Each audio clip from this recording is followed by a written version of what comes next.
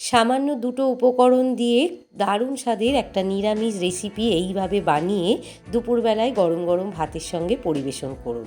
নমস্কার বন্ধুরা, জয়াস কিচেনে আপনাদের জানাই অনেক অনেক স্বাগত। আজকের আমি আবারও চলে এসেছি আপনাদের সামনে একটা নিরামিষ রেসিপি নিয়ে। বানাবো আলু আর পাঁপড়ের ডালনা। অসাধারণ লাগে খেতে বন্ধুরা, এটা আমার শাশুড়ি মায়ের কাছ থেকে শেখা, দারুণ লাগে খেতে।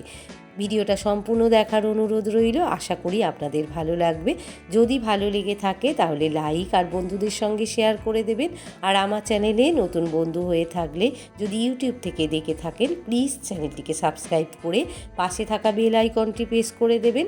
আর ফেসবুক থেকে দেখলে পেজটাকে ফলো করে আমার পাশে থাকবেন।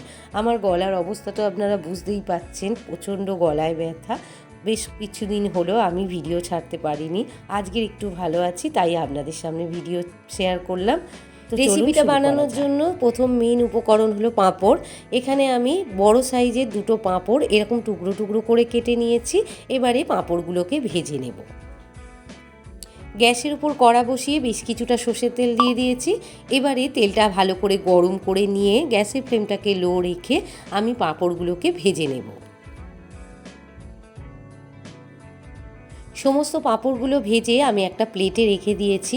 তো বন্ধুরা, এই পাঁপড় ভাজা রাখা তো খুবই মুশকিল হয়ে যায়, মানে যে আসছে সেই একটা করে তুলে খেয়ে নিচ্ছে। আমার মেয়ে আসছে, মেয়েও একটা করে তুলে খেয়ে নিচ্ছে। আমার কর্তা আসছে, কর্তাও একটা করে তুলে নিচ্ছে। তাই হোক, বাঁচিয়ে রেখে দিয়েছি এই কটা।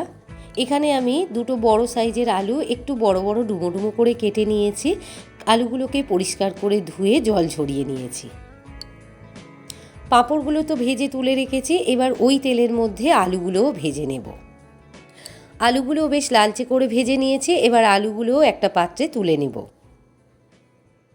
আলুগুলো ভেজে তুলে নিয়েছি, এবার ওই তেলের মধ্যে দিয়ে দিলাম একটা তেজপাতা, অল্প একটু গোটা গরম মশলা, আর দিয়ে দিয়েছি হাফ চামচেরও কম গোটা জিরে। গোটা গরম মশলা, তেজপাতা আর জিরেটা বেশ লালচে করে ভেজে নিয়েছি, আর বেশ সুন্দর একটা গন্ধ বেরিয়েছে। এবারে দিয়ে দিলাম টমেটো কুচি। এখানে আমি একটা বড় সাইজের টমেটোর অর্ধেক নিয়ে ছোট ছোট কুচি করে রেখে দিয়েছিলাম, সেটাই দিয়ে দিলাম তেলের মধ্যে। দিয়ে দিলাম সামান্য একটু লবণ, যাতে টমেটোটা তাড়াতাড়ি গলে যায়। টমেটোটা ভালো করে গলা গলা করে নিয়েছিলাম, তারপরে দিয়ে দিয়েছিলাম মশলা।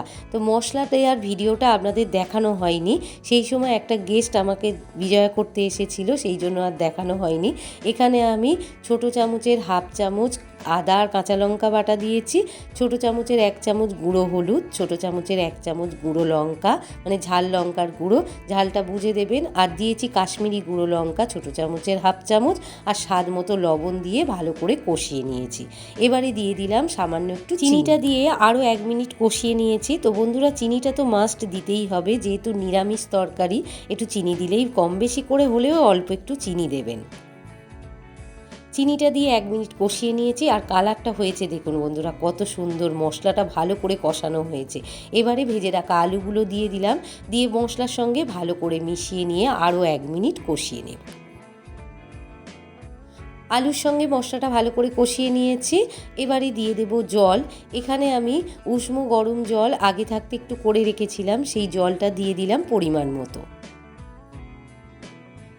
মতো জল দিয়ে নাড়াচাড়া করে এবারে একটা চাপা দিয়ে আলুটা সিদ্ধ হওয়া পর্যন্ত ফুটিয়ে নেব।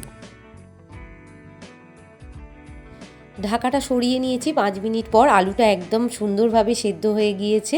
এবারে দিয়ে দেব ভেজে রাখা পাঁপড়গুলো আমি আর একটু ছোট্ট ছোট্ট টুকরো করে কেটে নিয়েছিলাম, সমস্ত পাঁপড়টা দিয়ে দিলাম। দিয়ে ঝোলের মধ্যে ভালো করে মিশিয়ে নিয়ে আরও 1 মিনিট ফুটিয়ে নেব। বেশি ফোটাবো না বন্ধুরা, কারণ পাঁপড় বেশি সেদ্ধ হয়ে গেলে তরকারিটা একদমই খেতে ভালো লাগবে না। এবারে দিয়ে দিলাম মানে ছোট চামচের হাফ চামচ সানরাইসের গুঁড়ো মশলা দিয়ে আরও 1 মিনিট ফুটিয়ে নেব। পাঁপড়টা দিয়ে 1 মিনিট ফুটিয়ে নিয়েছি, আমার একদম রেডি হয়ে গিয়েছে পাঁপড়ের ডালনা।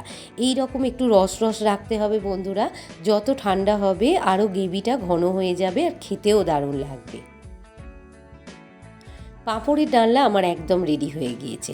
এই রকমভাবে বাড়িতে একবার হলেও বানিয়ে দেখবেন, অসাধারণ লাগে খেতে।